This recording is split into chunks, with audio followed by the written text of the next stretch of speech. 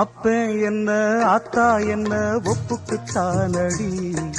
பாராங்கல்ல பெத்து புட்டா பாசம் ஏதடி, பெத்த புள்ள தந்த பணம் உப்புக்கு ஆகுமா, தாய்ப்பாலுக்கு கணக்கு போட்டா தாலி மிஞ்சுமா,